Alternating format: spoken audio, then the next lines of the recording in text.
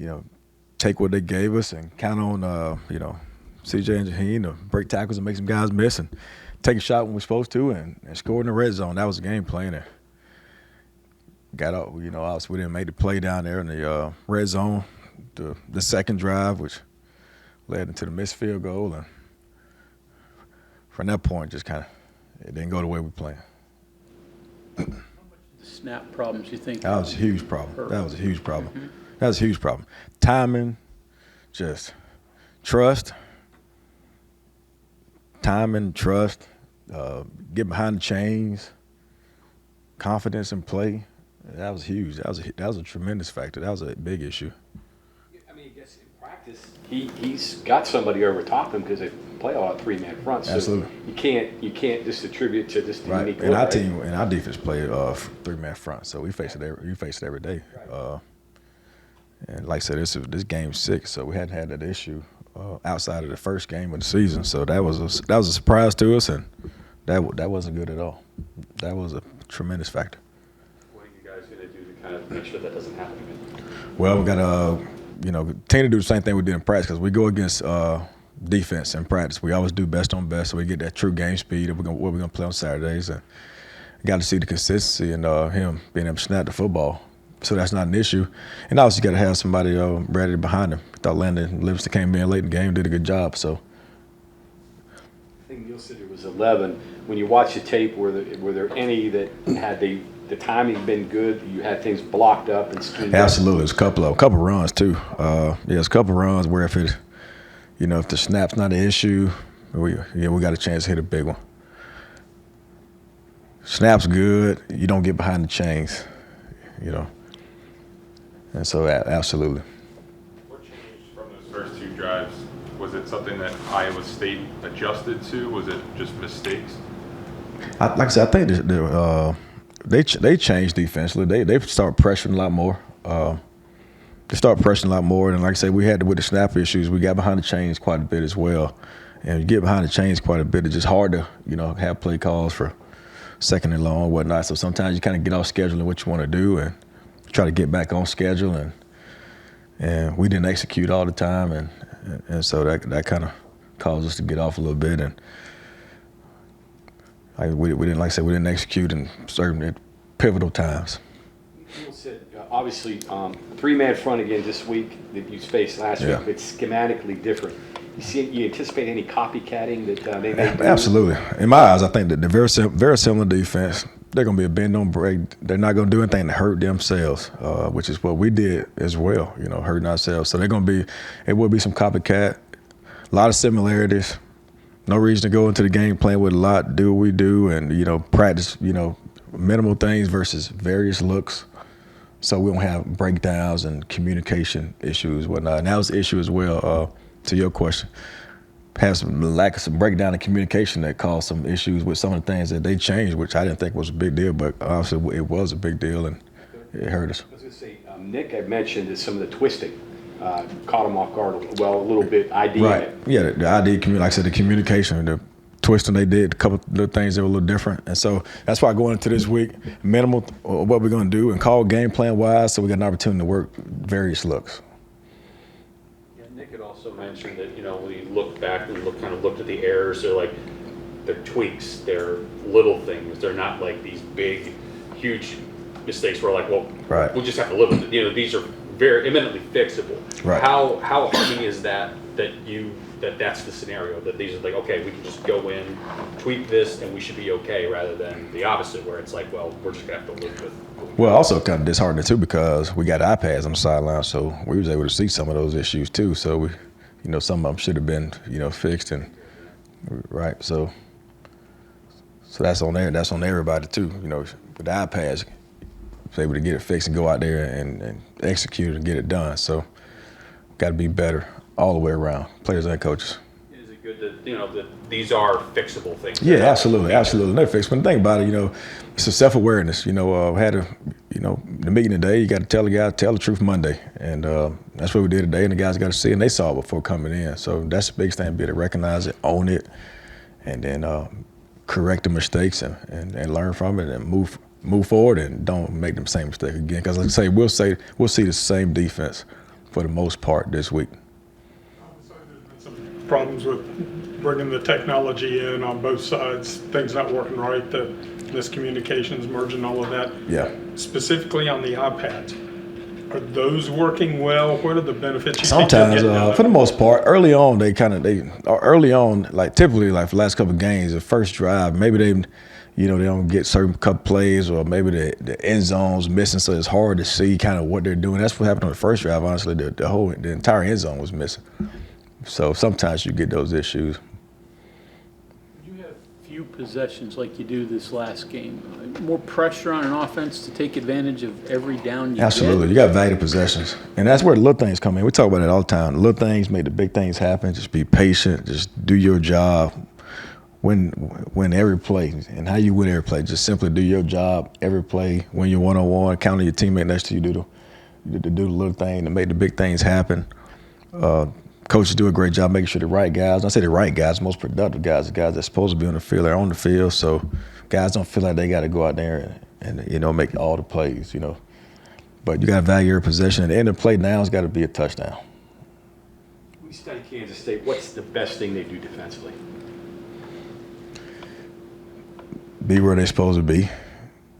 And when I say be where they're supposed to be, they don't, do anything to hurt themselves. If they're responsible for it, they see a B gap, they're going to be in the B and C gap. And they're supposed to blitz, they're going to blitz. They're supposed to keep contained, they're going to keep contained. They're not going to get greedy and try to make that play that's not their play. So they're going to be where they're supposed to be. And so it's going to come down to very similar thing I told the offense last week. It's going to be a matter of who's going to be the most disciplined to do the most fundamental things over and over and over again, play by play. And not get impatient, go rogue, and do your own thing, or try to create something that you did not do on Tuesday and Wednesday work day within a week. Traylon brought up. Challenge for college teams to do that over and over, not make a mistake, which they're playing for. It is, So because in a everybody. game like this, do it you is. kind of have to get one or two explosive plays? Well, that's when so you do the little things and put yourself in position to get to that one-on-one to create that explosive play. Like, for example, when Jaheim's one-on-one with their safeties, and to get to that one-on-one situation, he has to do little things to do it, which he did the other day, and he won his one-on-ones. It's when receivers do the little things to get off of press coverage, to get in space down the field where they one-on-one, and to create that explosive, they got to now be spectacular and make that one-on-one. But to even get to that point, they got to do the little things to put themselves in that position to get to that ideal one-on-one situation. You talk about doing the little things and doing your job and all that a lot. And Traylon actually talked earlier today on he believed that what broke down from the first drive being successful to the rest of them not as much is guys just not doing the little things, not doing their job. 100%. How frustrating is that for you? Oh, How do you man, fix that? Because we're mid-season now. Ain't no question. First of all, it's inexcusable.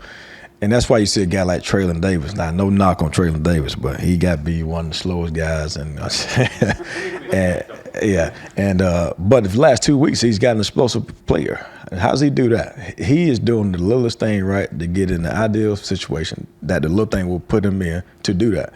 And so the guys with all this talent and all the speed got to continue to do little things as well. And if they can, we got to get them off the football field because it's hurting us. Garrett's rushing attempts, how many of them are just outright scrambles and how many of them are called rushes? They pretty much all outright scrambles. For them to be honest with you, they pretty much all outright scrambles. Call more pure running plays for him, or do you think you're doing enough there? Nah, he's doing enough doing that. He's doing enough doing that. Plus, we don't want to get a hit all the time. He's doing enough scrambling, so we don't have to put in a lot of call runs for him. Plus, some of these call runs, we probably use Nico for some of these call runs, give some opportunities to get in the game as well. But he's doing a good job scrambling. Now I like for him to sit in the pocket sometimes and let it turn it loose. But he does a good job extending plays sometimes when things break down or they may be covered downfield. So Coach Brown talked about a lot this week or this year about Green making the decisions on when to run and when to pass. How would you evaluate his decision making on when to run, when to pass? That in particular part of his game. Well, this season. I look at it like more of a situational deal. Obviously, it's a lot of times he extends plays and helps us out immensely and keeps us in a situation where it keeps us within the drive, keeps the drive alive, keeps us in a game.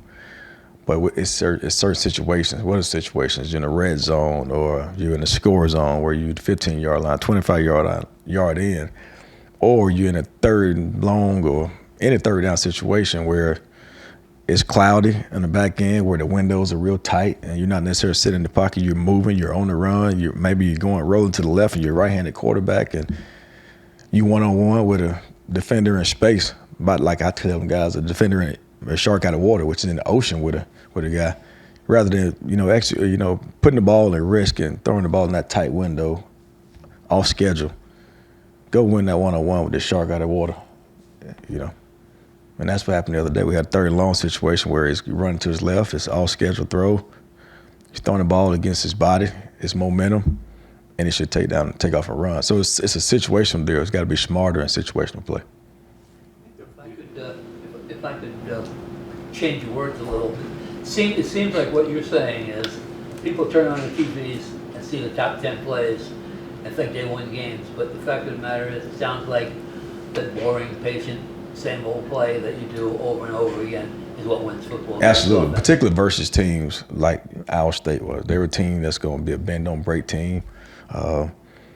Again, guys going to be where they're supposed to be. They're going to try to keep everything in front of them.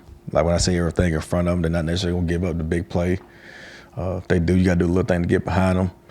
If you do create a big play, you got to win the one-on-ones like Jaheim White did. Otherwise, they're going to keep everything in front of them. So it's going to be 2nd and 4. And you're going to get it again. You get it, hand the ball off, it could be first down. Get it again, it'd be first and 10 and 2nd and 6. Are you going to be comfortable continuing to do that over and over, or are you going to, be impatient and try to do something that you're not coached to do and cause something bad to happen? So this situational play, and that's not every game. That's last game. That's the game like this game, this upcoming week. They're going to be very similar.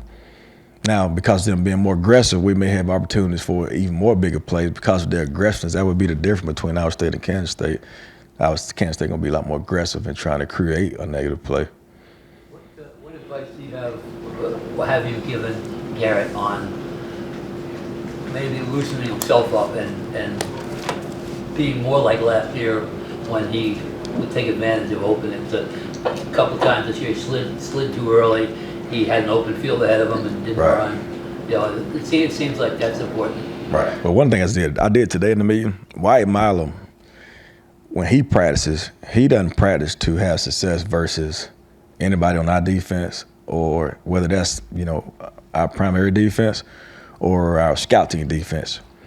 He works on things to beat the team that he's going to play. So the defensive end that he's going to face on Saturday, the moves that he uses, the way that he attacks his defender in practice, he treats that guy as if it's a guy on Saturday. And I pointed out some clips today where he did that in practice, he did it in the game. So similar to Garrett, like when we playing against the guys on our defense or scout team, he got to work on the things that he's going to do to help himself have success versus Kansas State defense, not against our defense. So we don't want to beat our guys. We want to do things that help you beat the guys on Saturday. So now when that situation comes up on Saturday, you've already executed and worked on some things that have success versus that defense on Saturday because you did it during the week. And that's what I emphasized today. And that's the best, example I can give. Because sometimes, we obviously go against scout team defense every day, and those guys try their best to, simulate what we're going to see on Saturday, but they're obviously not that particular individual. So when we watch film and they see how those guys are going to play, we've got to do things that help him win on Saturday versus our guys, but not to beat our particular guys, if that makes sense.